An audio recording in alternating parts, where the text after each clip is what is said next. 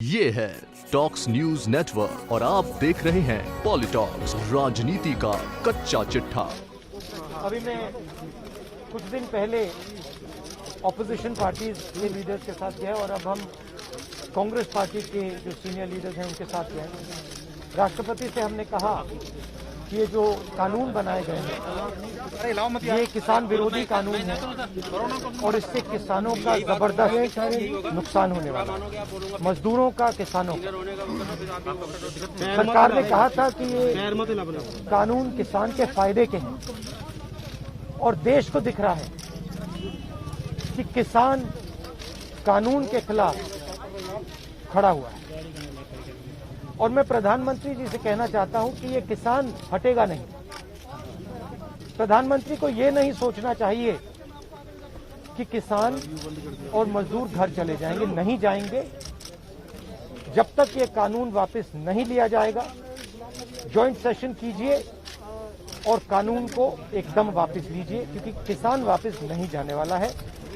और हम सब, विपक्ष की सब पार्टियां किसानों के साथ, मजदूरों के साथ खड़े हैं और खड़े रहेंगे। जिस प्रकार से ये कानून पास किया गया वो भी बिल्कुल गलत था। बिना डिबेट किए, बिना किसानों से चर्चा किए, बिना मजदूरों से पूछे ये कानून ऊपर से थोप दिए गए और इन कानूनों को हटाना ही पड़ेगा, विद्रॉ करना ही पड़ेगा।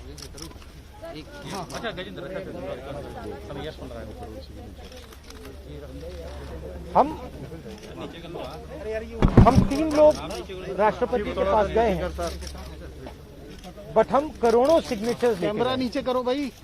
हम किसान की आवाज राष्ट्रपति जी को तक ले गए। क्या कर रहा?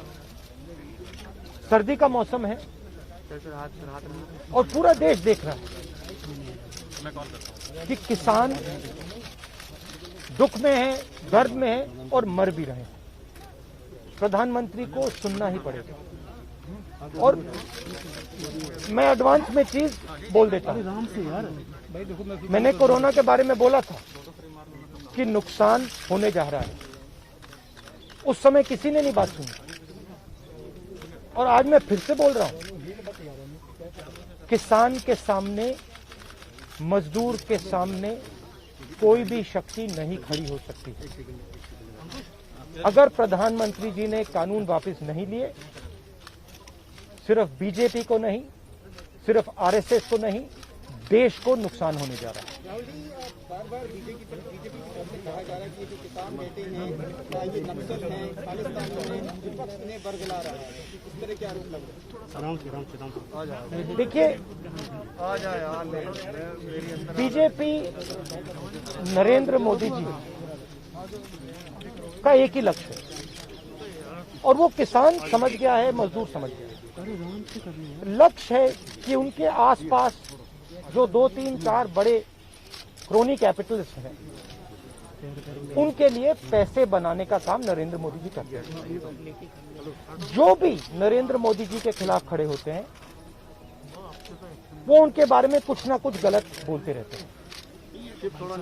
किसान खड़े हो जाएंगे तो किसान को आतंकवादी बोलेंगे, मजदूर खड़े हो जाएंगे तो मजदूर को आतंकवादी बोलेंगे।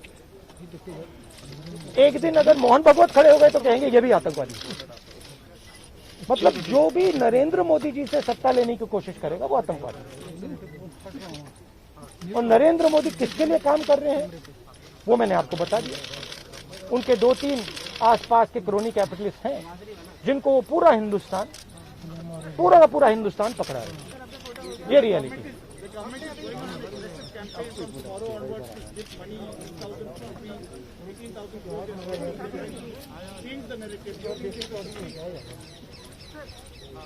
Look, the point is, it's a very simple thing. There are millions of people who live off our agricultural system. Large percentage of our people live off our agricultural system. These are laborers, they are farmers, they are small traders. These are these people. And they are the backbone of the country. Now, we understand that agriculture has to be reformed. What we are saying is that if you destroy this system, these millions of people will have nothing to do. They will not be able to feed themselves. And you will create massive destruction, massive pain in the country. Why is the Prime Minister doing this? It is a very simple calculation. The Prime Minister is doing this because he wants to help 2 or 3 business people. He does not care what happens to these people. He will construct whatever narrative he has to construct to make sure that the wealth transfer that is taking place to 3 or 4 people continues. He will call people terrorists. He will call people anti-nationals. He will call people criminals. He will do whatever he has to do to transfer the wealth from these people, the backbone of this country, to those people. 3 or 4 of them, 5 of them. That's the crux. And we are fighting this. We are saying that in India, where you have destroyed the agricultural system, will not function. Just like I said, take Corona seriously. Corona is going to kill people in massive numbers if you do not act. At that time they said, scaremongering. Now they're not saying scaremongering. When I suggested to the Prime Minister that do not do this in a centralized way, give power to the chief ministers, he didn't do it. He caused thousands and thousands of people to die because he didn't do it. And then afterwards, after I said it in the press conference, he did it. So the point is, you have an incompetent man who is controlled by certain other people. This is what India has to understand. This is what all youngsters have to understand. You have an incompetent man who doesn't understand anything, running a system on the behalf of 3 or 4 other people who understand everything. And their aim is to take huge amounts of money from the poor people of India and put it in their pocket. And that is what we are fighting.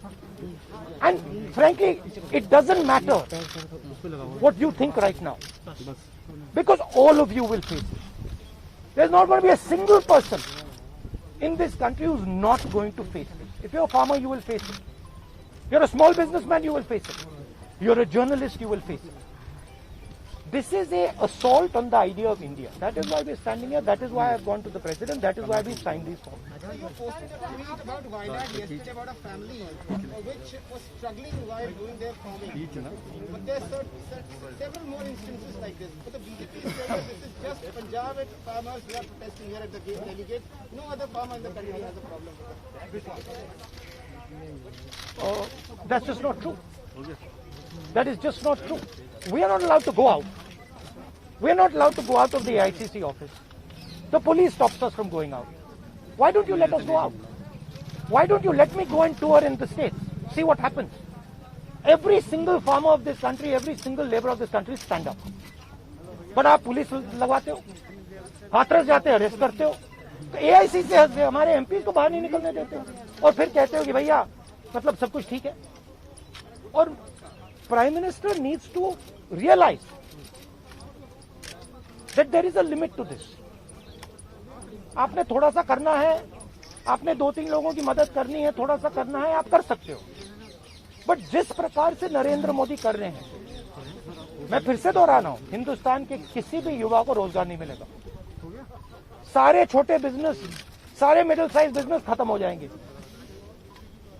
और दूसरी बात याद रखिए, जिस चीज को आप सब भूल गए हैं, चाइना बॉर्डर पे बैठा है.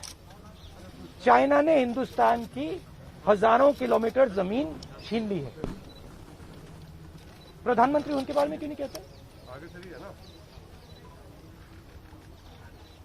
उसके बारे में चुप क्यों है? तो मेरा कहना है कि पूरा का पूरा कॉम्बिनेशन बन रहा है.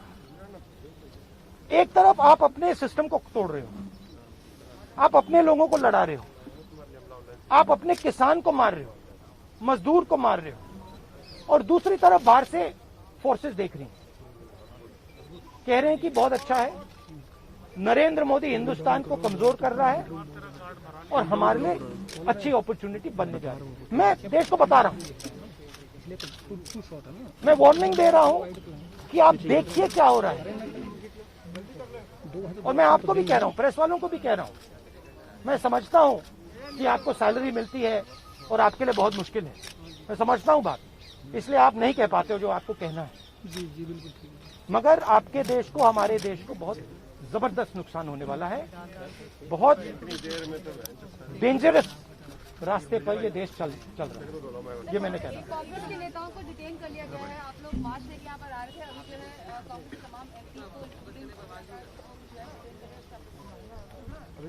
वो तो तरीका है इनका, तरीका है डिटेन करना, मारना पीटना, ये इनका तरीका है, बट हम नहीं करते नहीं।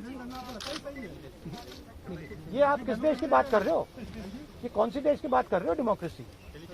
या मतलब कौन से देश की बात कर रहे हो? इंडिया की बात कर रहे हो? इंडिया में कोई डेमोक्रेसी नहीं है। डेमोक्रेसी इंडिया में ये मतलब आपके इमेजिनेशन में हो सकती है, मगर रियलिटी में है नहीं। Thank you. गुलाम नबी कुछ नहीं? आप कुछ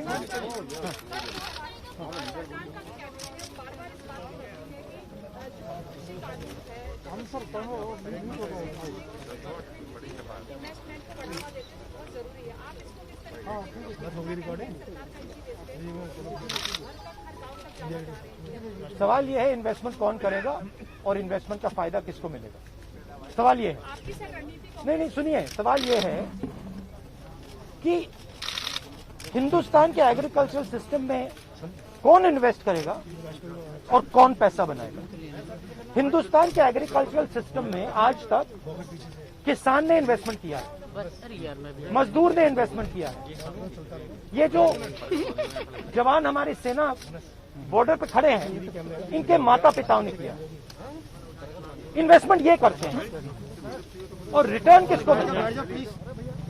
रिटर्न 2-3 उनके उद्योगपति मित्रों को मिलता है। ये पूरा देश जानता है, पूरा देश इस बात को समझता है कि इन्वेस्टमेंट हम करते हैं। बहुत दूर खड़ा है, लॉन्ग कर दूं? आपके माता पिता क्या करते हैं? गुलाम नबी साहब बहुत दूर खड़े हैं। आप एग्रीकल्चर फार्मर थी, अब आप जर्नलिस्ट है ना, तो आप जानते हो कि आपके फादर ने इन्वेस्टमेंट किया या नहीं?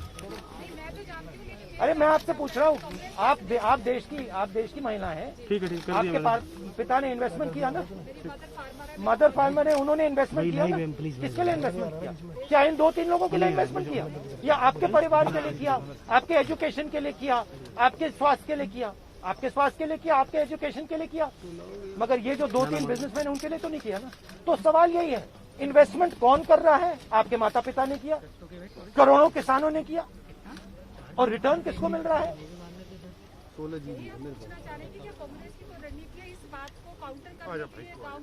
काउंटर करने की जरूरत, काउंटर आप क्या बात कर रही है? काउंटर करने, आप क्या बात कर रही है काउंटर करने के? मतलब आपको ये नहीं मालूम कि, अरे भाई आपको क्या, आप क्या हिंदुस्तान के किसान को बेवकूफ समझती हैं? तो फिर अगर आपको समझे तो उसको कैसे समझ नहीं है? अगर ये यहाँ पे लाखों लोग बैठे, हजारों लोग जो बैठे हैं दिल्ली के बाहर, क्या ये सुनिए, ये जो लाखों लोग आए, क्या ये मिठाई खाने आए? क्या इनको समझ नहीं क्या हो रहा है? इनको समझ नहीं क्या हो रहा है? इनको मालूम है, क्लियरली मालूम है, इनको मालूम है नरेंद्र मोदी चोरी कर रहा है। इनको मालूम है कि ये दिन भर इन्वेस्टमेंट करते हैं, 24 घंटा इन्वेस्टमेंट करते हैं, और उधर इन्वेस्टमेंट कहीं और जाता है, रिटर्न कहीं और जाता है। Thank you. ये है टॉक्स न्यूज नेटवर्क और आप देख रहे हैं पॉलिटॉक्स, राजनीति का कच्चा चिट्ठा।